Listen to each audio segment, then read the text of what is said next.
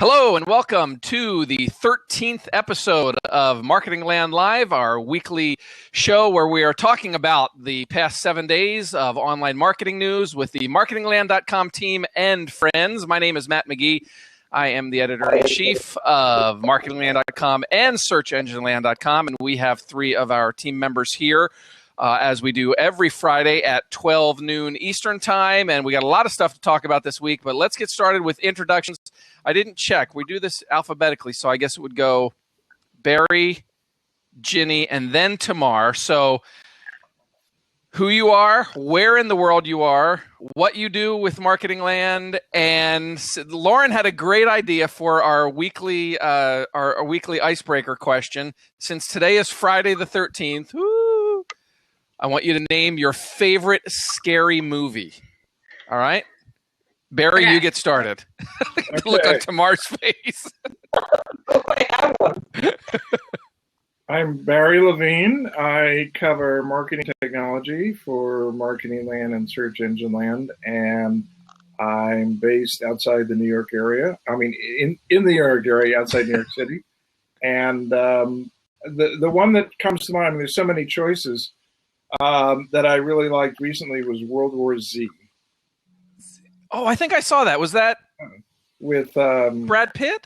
Brad Pitt. Yeah, that was. I thought that was pretty good. Yeah. Okay. All right, Jenny, you're up. Okay, Ginny Marvin. I cover paid search and other ad stuff for Search Engine Land and Marketing Land. And I live in Portland, Maine. And I don't like scary movies. So I will go with the last scary movie I saw, which was actually very good, but it signed me off of all scary movies, which was Cape Fear. Oh, yeah. I think I saw that too. That was kind of intense, wasn't it? Yeah, and now I'm done. And he just would die. He would die. Yeah, the cheek biting and yeah, yeah. All right, that's a good one. Tamar, you are up, and you have a special guest with you. I see. Yeah, so this is my special friend. He's my 18-year-old daughter. I am Tamar. I am based in a little outside New York City as well. I am our social media correspondent, or among one of the few folks covering social media. And my favorite scary movie, I cannot say I have one. I am also, like Jenny, not such a scary movie fan. However, I remember the first one I ever saw, and it was one of those Freddy Krueger movies. Not so good. Really? That's my favorite one. Well, it was definitely under rated R appropriate for. I was 10 or 12. Wow. All right. Tamar, you're getting scratchy again. If you want to try and refresh and join us again, your internet connection got scratchy again. So, okay. So I didn't give, so I guess I did give my favorite scary movie. Anyway, I said I'm Matt McGee already earlier. I am based in Tri-Cities, Washington, and my favorite scary movie, I also don't watch them anymore because as I've gotten older, I don't have the stomach for that kind of thing. But I remember when Nightmare on Elm Street, the original one, came out. I think I was 15, 16. I don't know, like what year. I haven't even remember what year that was. But I remember my friends and I watched that like at least every week for like two months straight. We would like get together on a Friday or Saturday and just watch it. That would be my favorite scary movie. Nightmare on Elm Street. All right, so for those of you that are new to Marketing Land Live, we are here every Friday, 12 noon Eastern Time, 9 a.m. Pacific Time. You might be watching this on the replay via marketingland.com. That is great as well. We welcome you to watch anytime. It's a weekly show. We usually go for 30 to 60 minutes. We talk about the week that was in online marketing. Opinions are our own, not representative of Marketing Land and Search Engine Land as a whole. And we love getting props, which are the little, if you click on the if you click on the prop thing, you give us props because we have opinions that you like or statements or commentary that you like, but we welcome that, but it is not a scoreboard. There is no prize at the end for the winner. Maybe someday we'll do that. So we have a roundtable segment, then we have a lightning round, and then we wrap things up. So let's get into the roundtable where we are going to talk about some of the big stories in marketing this week. Ginny, I think the thing that caught my eye most this week was all of the crackdowns on certain very specific niches in PPC advertising, both Google and Bing, right? Right, and not cracking down on the same things, which is super helpful for all of us. Right. Yeah. No, I mean, both of these are a long time coming, and I'm kind of hoping that they both take the other's respective ban and apply those. So Google has banned ads from payday loans and short-term high-interest loans. So the payday loan is global. The high-interest, like triple-digit, I can't remember what the threshold was.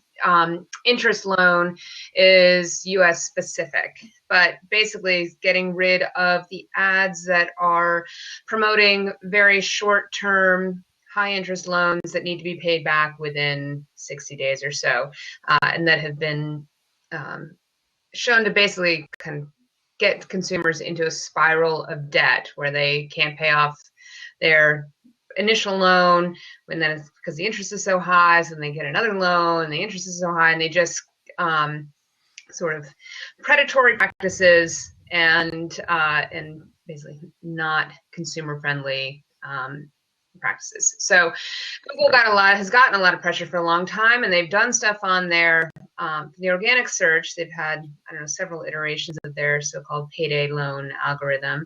And Barry Schwartz may be able to chime in here from the comments, but I don't know if that's been actively updated since 2014 or so. But anyway, that they had kind of started on that front, and there have been some initiatives on the ad side, but they were getting political pressure and pressure from consumer advocacy groups to get rid of those ads. And so they are going to put that into effect July 13th of this year. That will happen. And then Bing the next day said that they're going to ban ads for third-party tech support services. And this is another one that's been a long time coming. There are, obviously there's some good tech support companies out there, but there was so much spam and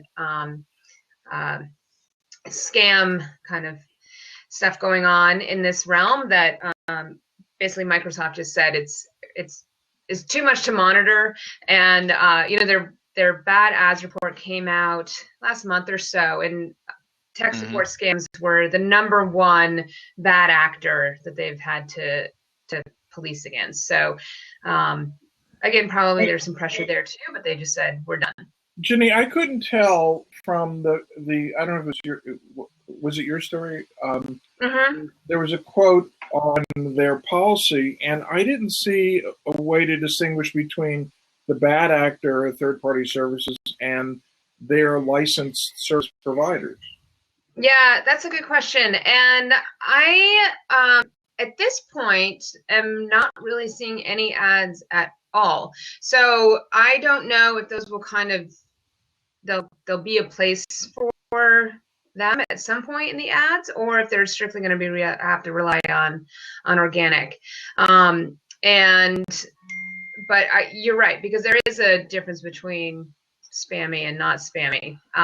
But I think the problem was the overwhelming majority of these ads were spammy, and they were advertising on queries like Facebook login help and Gmail support, and for services that, one, don't exist, and two, right? I mean, you don't want to call somebody to help you get your password back.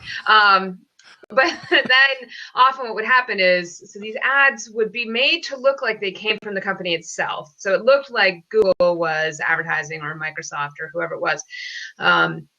But then also they would really push to get you on the phone, because one, there's no internet trail, that's gone. And two, then they can tell you that, oh, if you just give me access to your computer, I think you might have a virus. And then they'd run sort of like magic, window that makes it look like, oh my gosh, your entire computer is so infected it might blow up, and the hackers are like nipping at your heels, and then get consumers to pay hundreds of dollars to get their computer that wasn't broken fixed. But you're right. I mean, there is a when there's a Microsoft license service provider Yeah. or Apple Yeah, and or something? Yeah, no, it's a good question. And I don't know at this point how they'll handle that. Is the Bing? So you said the Google Payday one is July. Is the Bing? Did you say is that immediate? Yeah, I believe it's immediate. I mean, from what they basically said immediate and global, and from what I've seen, it's pretty well. I found those stories encouraging, that they're beginning to take some responsibility for what's going on there. And, not only from a consumer point of view, but from just general advertiser point of view, because certainly spammy ads, if there are logical reasons why people are using ad blockers, spammy ads is one of them. Yeah. Well, definitely. I mean, it certainly doesn't address the issue that you still have organic links, but I think Google's been trying to deal with that on their front. I don't know. I mean, because that's the other thing is Bing has said at this point, it's not addressing payday loans and other scammy kind of loans. Those ads are still going, and Google hasn't specifically addressed tech support. Although, if you, so I wrote about this a couple of years ago, and if you look at the examples that I found then compared to now, I mean, they've definitely cracked down quite a bit. But just yesterday, I was able to find ads for Outlook support that are less than awesome. So it's a nice way to put it. Yeah. So, I mean, one of the things that I think you just kind of touched on this as well. One of the things that I was wondering about is, so these companies, these sketchy offers and companies are not going to be showing up in the paid ads, but how does that correlate? Like, I guess, do we know how that correlates with, are they also impacted by the on Google side by the payday loan algorithm, or are they still eligible to show up? And do any of them actually show up in the organic search results? I think. Yeah, I mean, when I searched on my phone the day that it was announced, there were, I mean, below the ads, I mean, there's a full local 3-pack of the check cashing places, and so I don't. I think it's really about how the way that the ads are listed and what the sites are, So I'm not sure that they're cracking down on they're not cracking down on the whole industry, I guess. Right. I mean, it's not like payday loans are not illegal, right? I'm sure there's regulations in every state on how they operate and all that sort of stuff. But it's not that these are illegal in what they're doing. It's obviously not illegal to offer tech support for Microsoft Outlook or what have you on Bing side. But what they're saying is that these companies were sort of going over the line and not actually, as you said earlier, consumer friendly. Right. Yes, and they were going over the line. That's what they're trying to fight is the payday things going over the line, but on the tech support, it really is trying to go after the people who are going over the line, and unfortunately, it appeared that at least from the ad perspective, those who are going over the line outweighed those who are not. Right. But I saw, Barry is asking about if they're banning Geek Squad.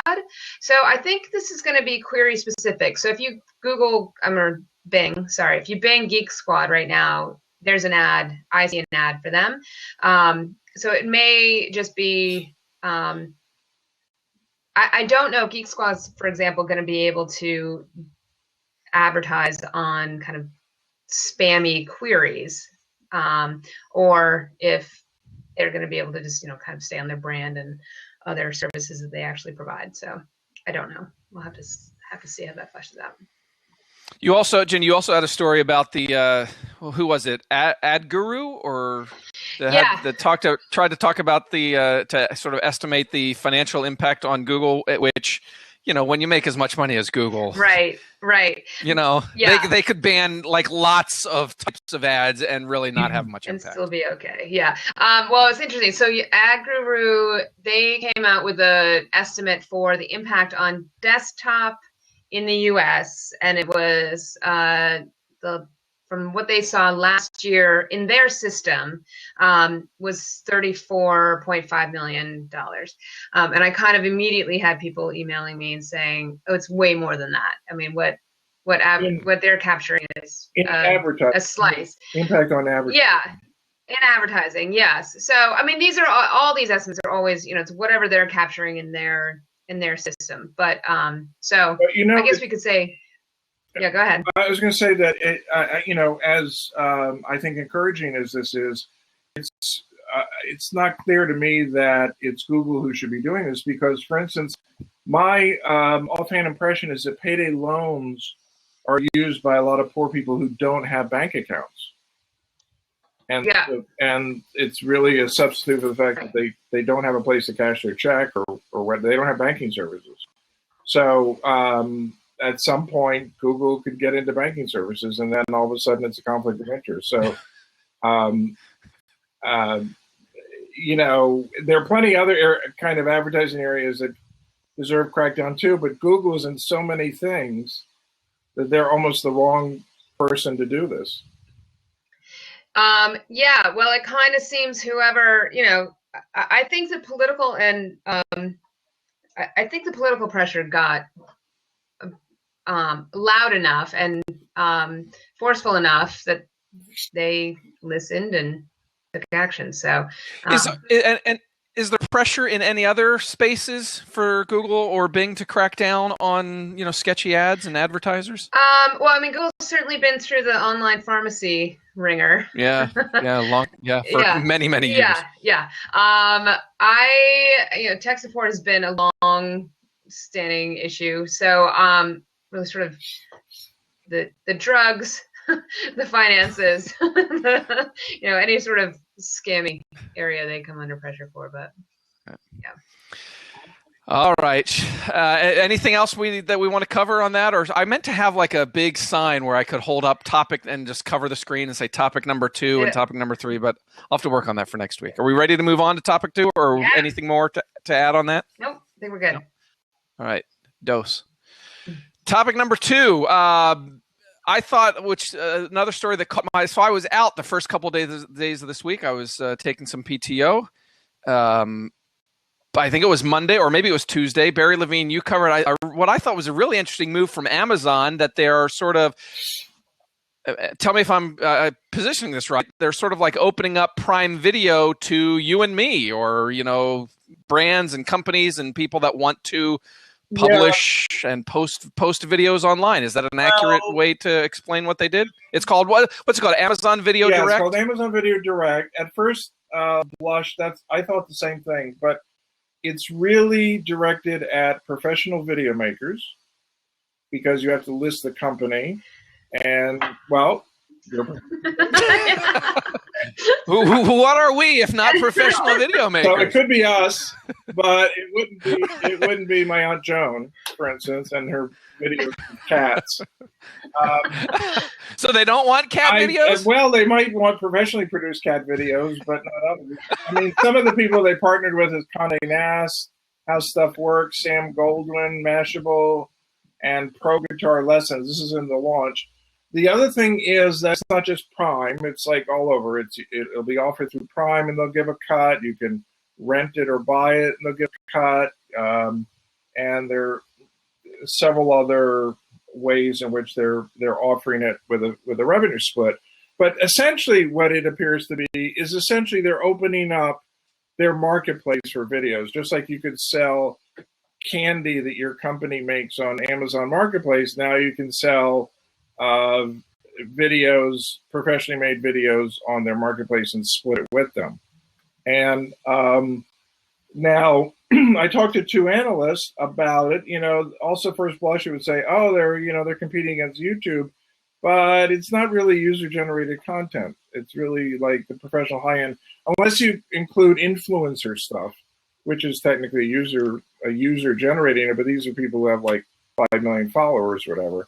And one analyst, James McIvey from Forrester, his point of view was that, and also Ross Rubin, who's now at App Annie, their points of view was that this is basically a relatively cheap way for Amazon to fill out their video inventory, to get even more video without having to pay licenses. Just split the revenue.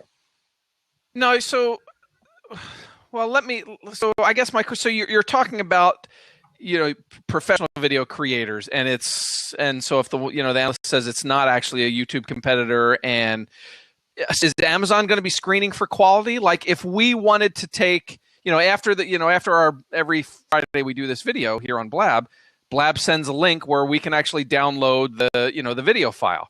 So if we wanted to put that on Amazon Prime Video, could we? Or what would stop us? I don't know the exact answer, but my suspicion is that they would screen it. That they're going to they don't want porn up there, obviously. Well, obviously, so, yeah. And they don't want junk up there. So there's probably going to be some screening process, but they're not going to. It's not like they're going to license it, pay for it in advance like they have been for Amazon Prime. But is it right? Yeah. So I guess that was my question too. Is did you have to go into an advanced deal with them though? Yeah. I mean, even if it's just a hey, we're going to be one of the uploading partners. Yeah. So instead of access. Yeah, instead of licensing World War Z to them for Amazon Prime, now right. A company that makes pro guitar lesson videos will offer its videos up there. They'll say, okay, it looks good. We'll split all the rentals you get. We'll split all the purchases. We'll pay you this rate for per minute when it's streamed through Amazon Prime and so on. So essentially, right. It's a similar deal to as if you were your company made shoes and you offered shoes for sale on Amazon Marketplace. They don't pay you up front, but they get something out of the sales that you make. And there's a few different ways that they will reimburse the video. Yeah, there's it's 45% of ad revenue from free showings, half the revenue from subscriptions, rentals, and purchases. Ad-free video streamed through Prime will receive 15 cents an hour in the U.S. and 6 cents elsewhere, and so on. One thing McGivey from Forrester believes is that this is now an opportunity for them to create a killer algorithm where they deal with the issue that I mentioned last show's week when we were talking. Last week's show when we were talking was about there's so much to watch these days. What do I want to watch? So an algorithm that knows you better than just we might also recommend it. It knows time of day. It knows whether you work today or whatever. And that it packages programs for you with more intelligence than what we've seen before. The interesting thing that to me when I was reading it, getting back to the money issue, I guess, was, YouTube has historically been, not been friendly and not been willing to spend a lot of money on its. Facebook's been trying to poach, a lot of the YouTube influencers, and so there's been this sort of race to how much money can we give these video creators to get them to use our platform. And so I thought it was kind of clever that Amazon right out of the chute is opening up its pocketbook and saying, yes, we want your video, and yes, we're going to pay you, because that wasn't always the case with the other services. Right. And they're also offering a $1 pot of money every month that they're going to split among the top hits every month based on minutes viewed or something. So yeah, there's lots of incentives they're offering, but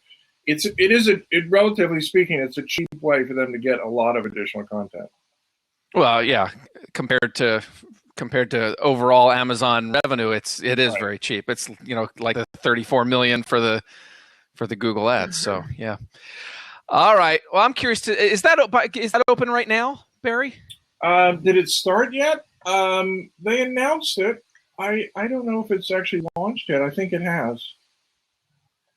But they called it a launch, so I haven't checked on it. I think it's open. All right. I'm curious to take a look at what they have.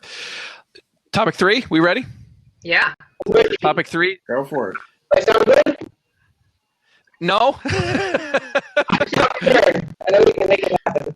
refresh yourself again, because this is your these are your story. This is your stories that we're talking about. In fact, I think. Go ahead, Tamar. Go ahead and refresh, and we'll bring Tamar back in. So it's sort of like the big news this week on all sorts of websites. We've been covering it on Marketing Land as well.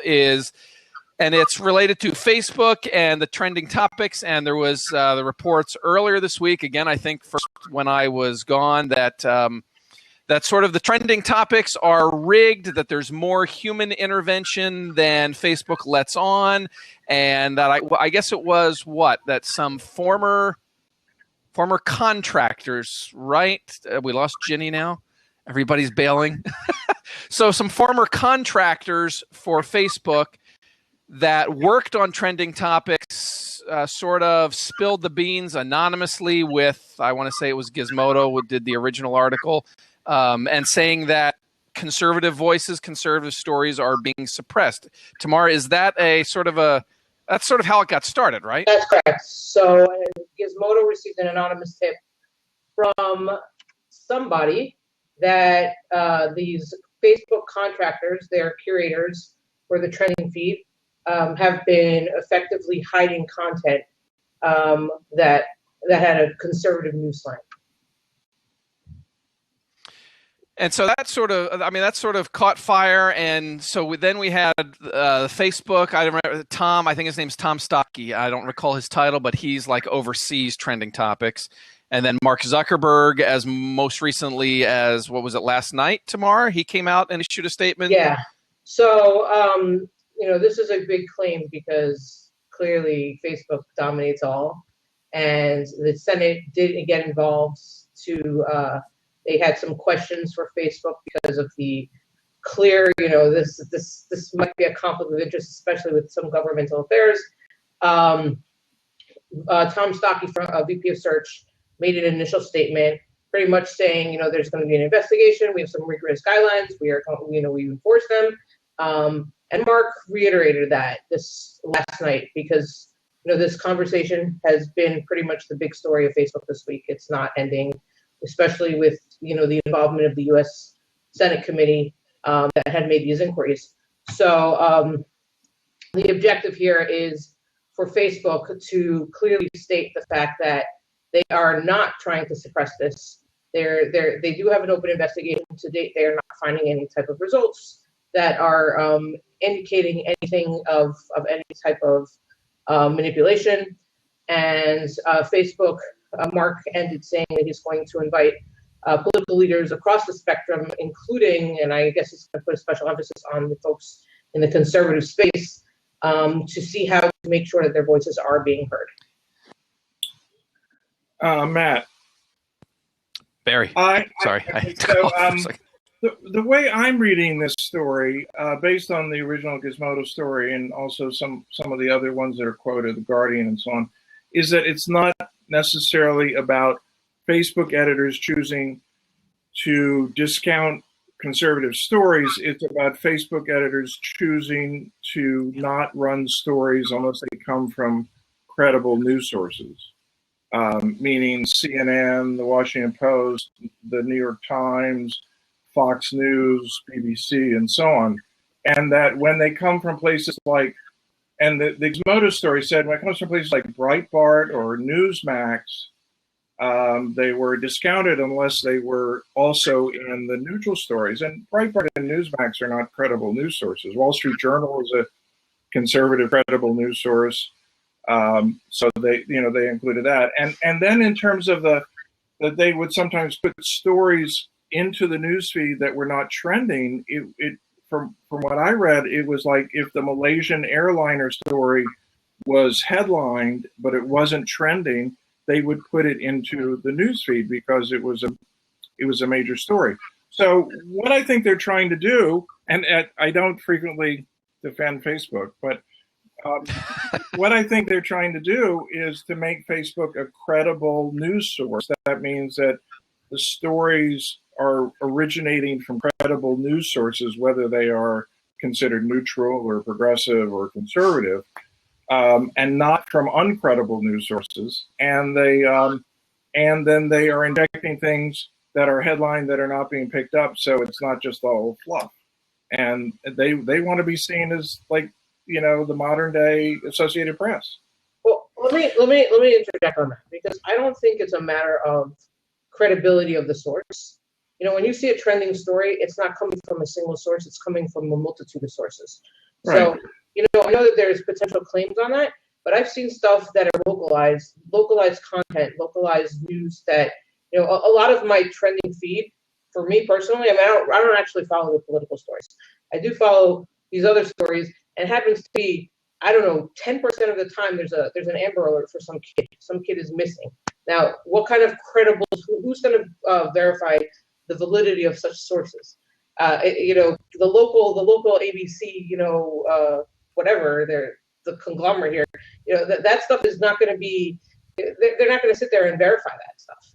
I don't think it's a matter of the source. I do feel like there is potential manipulation here.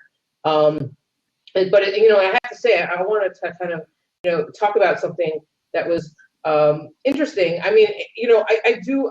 There's a whole claim right now that there's an algorithm and there's human intervention, human curation.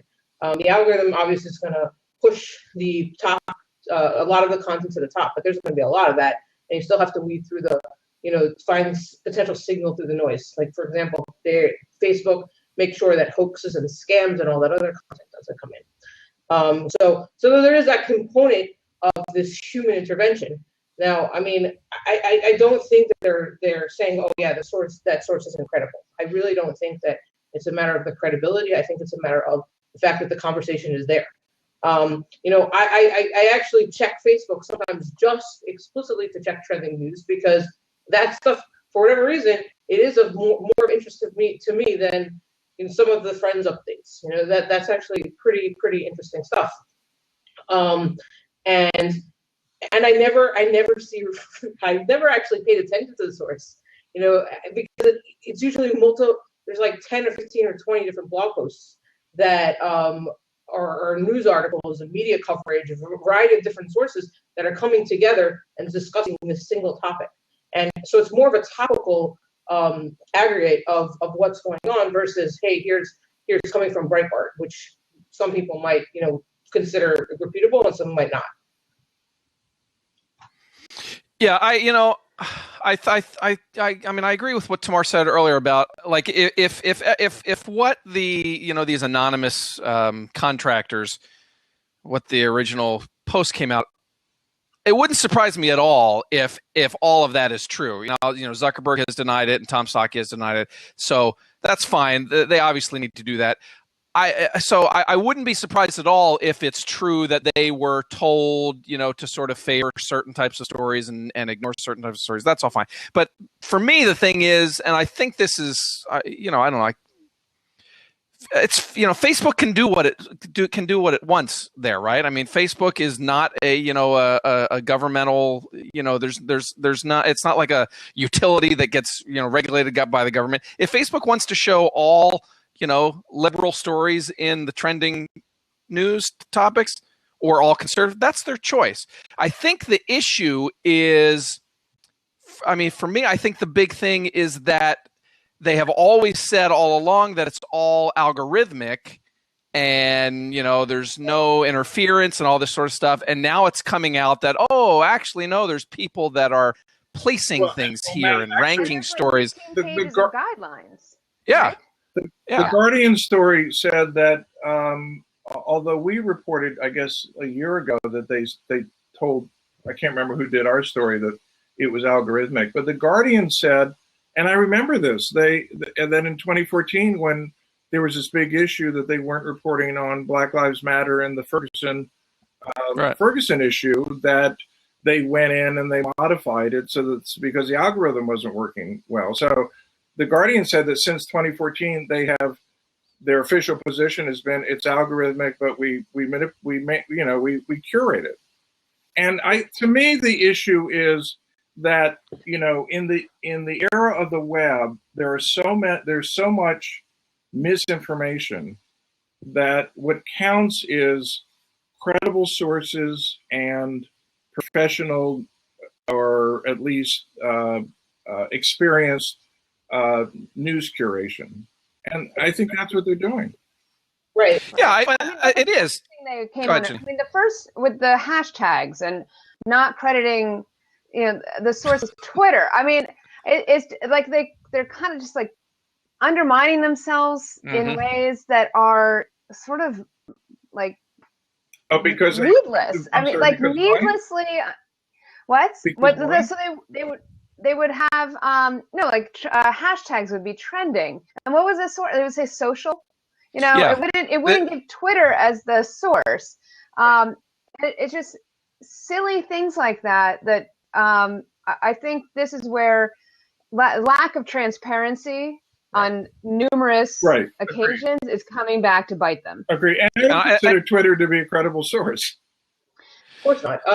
It's interesting that like about 10 years ago, Dig was the social. So they're the trending topics of the era 10 years ago, and Sure. it's everything there was algorithmically manipulated. It wasn't manipulated. It was algorithmically defined, but there was a ton of manipulation.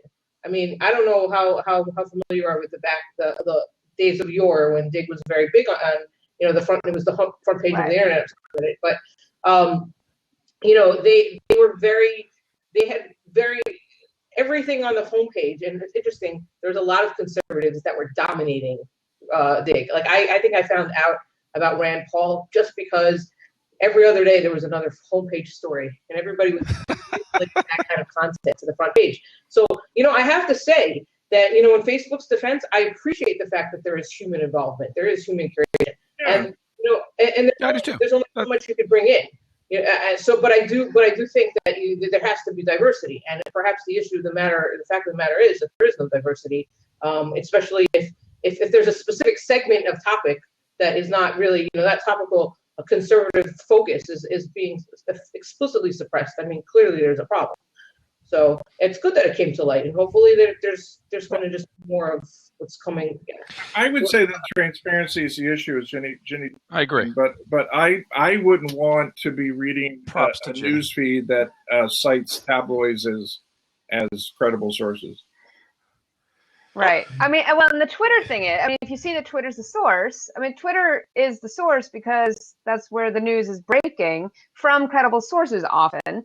And so that's where I think, what was it in the Facebook guidelines? It said that it was like the OSHIT moment is when you say, okay, we don't have like Malaysia Airlines going in. We don't know exactly if we can pull 15 sources right now, but something big happened and we need to get it into trending. Right.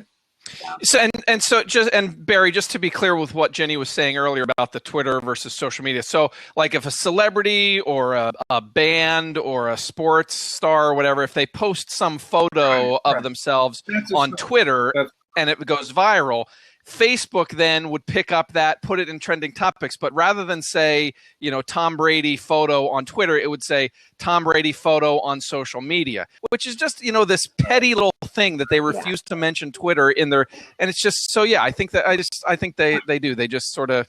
Right.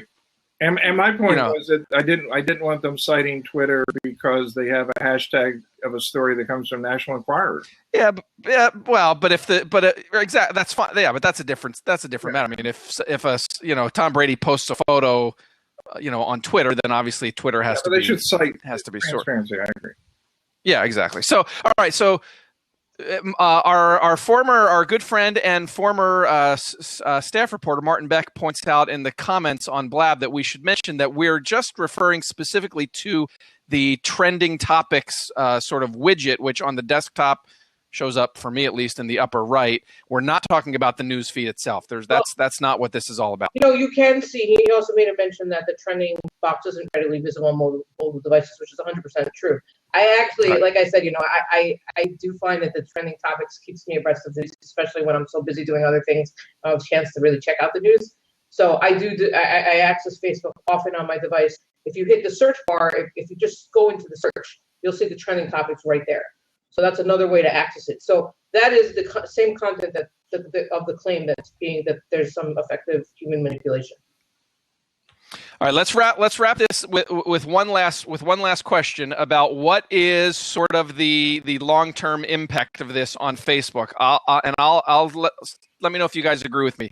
I think Mark Zuckerberg said in his post that there's going to be some sort of meeting, or he's going to bring people in to talk about the issue, and Facebook is going to issue some sort of statement and vow to make sure there's, balance and transparency and all this sort of thing. And I think 3 months from now, 6 months from now, I don't think this has any impact at all on Facebook. I think it's a black eye for them this week, right. But I think of the people, my relatives, my sisters, family members, neighbors, all the people that I know are big Facebook users. I don't think this changes their behavior in the least. Yeah.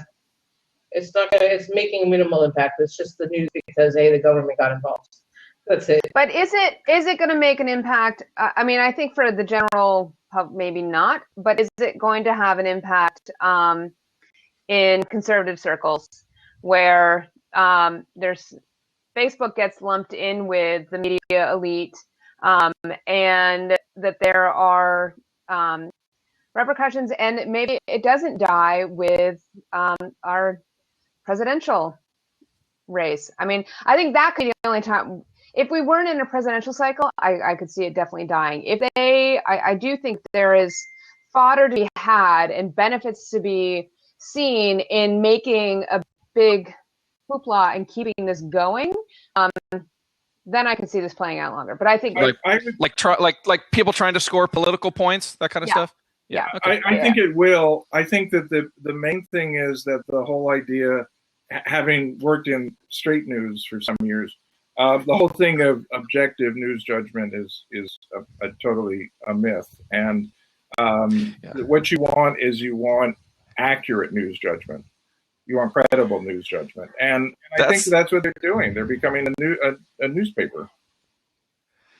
That's sort of, as we were talking about this, one source, and, you read through the guidelines and what sources do they have to corroborate things with. And I just kept thinking to myself, I long for the days where we didn't have left sources and right sources. I just want unbiased news sources. Those days are gone, man. Yes. I know, right? Well, and that's why I think that this could get strung out a lot longer than if we weren't in a presidential race, then it might die. I do think there are potentially political points to be scored here that will keep it bubbling up. All right, let's wrap up our roundtable. We'll move on to the lightning round, where we have 3 items to talk about real quickly. Tamar, again, since it's your first time, we 30 to 60 seconds max. If you want to weigh in, just go ahead and we'll make it really quick. And I'll start with topic number 1 that I put on the list was just news, I think yesterday or the day before, the Google Search Console metrics are getting more deeply integrated into Google Analytics, and I saw just all kinds of celebration about this on Twitter. Ginny, this is a very welcome news. Very welcome news. Not having to toggle is always welcome news. Right? Well, and being able to get that into analytics is lovely. I guess is the word I would put. Yeah, just like it was like a party on Twitter yesterday. Yeah, I was like, wow. Right. All right, so that's good stuff. Good move, Google. Topic number 2 in the lightning round. Tamara, I think this is a story you covered yesterday. Pinterest all of a sudden is allowing affiliate links again. Did they say why? Yeah, so they had an issue with spam, and in February of 2015. They denounced and removed all affiliate links. And for the last 15 months, they have been working to improve their spam filter. They are finally confident and have decided to allow affiliate links again. So what's going to be the impact on that? So the impact is, I think we're going to find a lot of affiliates who are going to leverage Pinterest as an additional monetization platform for themselves. And there's also some sort of international focus that they think that they're going to bring in more international people. There's going to get some more localized content. So it's really, at the end of the day, I think it's more of an attraction of building out a larger community. I think probably Pinterest saw a hit when they removed the functionality beforehand. So they're bringing it back, and this is like, it's a very visual network, and having those affiliate links is really going to help people succeed in their own side businesses, freelance gigs. So. I remember it was quite there was quite an outcry when they started taking those that ability away way back when. All right, last item on our lightning round list is the the flipping Instagram logo story again. Why does somebody tell me why we always why does everybody get so angry when people change a logo? Why do they change a logo? That's their prerogative. They're allowed to let them change their logo. But like, people are like they're getting personally offended by this. Like, what is the big deal? I will tell you, I've been looking for the Instagram icon on one of my screens, and I can't find it anymore thanks to the change. So I do understand, and I totally identify it. Oh my gosh! All right. Oh my gosh, that's funny. Good old poor Instagram. Can't do anything. Tamar, you get the last word on that. Yeah, I don't know. There's really, we have found a user that is having problems with Instagram after the logo switch. So I really didn't expect that to be the case. I can never find the icon, so the apps are never findable. It makes it a lot harder when they change an icon. Are we now going to see like all these companies adding rainbow gradients to their logo? God forbid, right? Please don't. I don't want that. All right, that wraps up lightning round. What's coming up? There is Barry. You're working on. There's a lot of stuff going on. Marketo this week. You're working on sort of a recap of that. The Marketo Summit in Las Vegas on a summary story. All right, are they or today? All right. If we let you go soon, is that what you're saying? Wrap up? Let it go. All right. Also, what's coming up is next week, big week for Google. It's their annual developers conference, Google I/O. I think it's Wednesday and Thursday. They're actually doing it outdoors this year at the Shoreline Amphitheater. So there's Danny and myself are going to be there covering that. So we'll have a lot of news from Google I/O on Marketing Land. It opens Wednesday, keynote 10 a.m. Pacific, and Danny will be live blogging. I'll be covering some of the breakout stories and that sort of stuff. So anything else on the what's coming up? We good? Yeah, no? We're good. All right. We're good. All right, let's wrap up the show. We're doing great on time. Well done, guys. Let's go. So Barry, we'll go in alphabetical order again. Barry, Ginny, Tamar, tell people where is the best place that they can find you if they want to get in touch. Best place is Twitter. Oh no, I'm totally blind. I wasn't paying attention. Wow, I totally busted. I'm Barry Levine at Twitter. Now, Ginny. All right. Okay. Here I am, Ginny Marvin on Twitter.